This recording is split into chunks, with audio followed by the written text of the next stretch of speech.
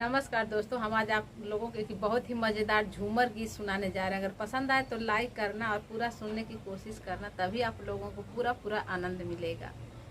तो चलिए सुनिए। झन झन करे दोपहरिया, बलम फुलवरिया में बोलावे। झन झन करे दोपहरिया, बलम फुलवरिया में बोलावे। ससुरे में रहती त सास जी से कहती, ससुरे में रहती त सास जी से कहती। नैहर में लागे शरमिया, बलम दोपहरिया में बोलावे।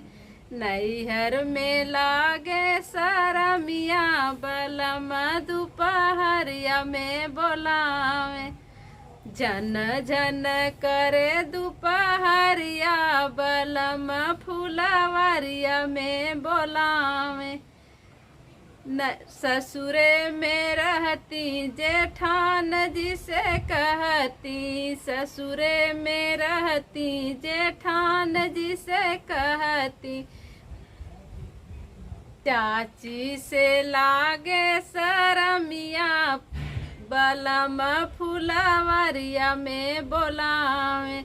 चाची से लागे शरमिया, बलम फुलवरिया में बोलावे। झन झन करे दोपहरिया, बलम फुलवरिया में बोलावे। ससुरे में रहती त ननद जी से कहती, ससुरे में रहती त ननद जी से कहती। भाभी से लागे शरमिया, बलम दोपहरिया में बोलावे। भाभी से लागे शरमिया, बलम दोपहरिया में बोलावे। झन झन करे दोपहरिया, बलम फुलवरिया में बोलावे।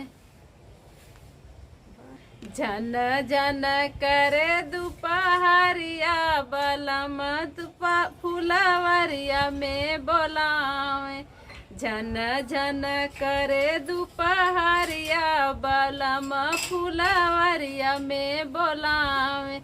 ससुरे में रहती देवरान जी से कहती, ससुरे में रहती देवरान जी से कहती। नैहर में लागे शरमिया, बलम दोपहरिया में बोलावे।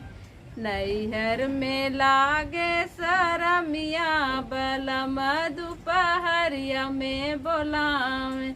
झन झन करे दोपहरिया, बलम फुलवरिया में बोलावे। तो दोस्तों, अगर आप लोगों को पसंद आए तो लाइक करना और ज़्यादा से ज़्यादा अपने दोस्तों के साथ शेयर करना, ताकि वो भी इसका आनंद उठा सकें।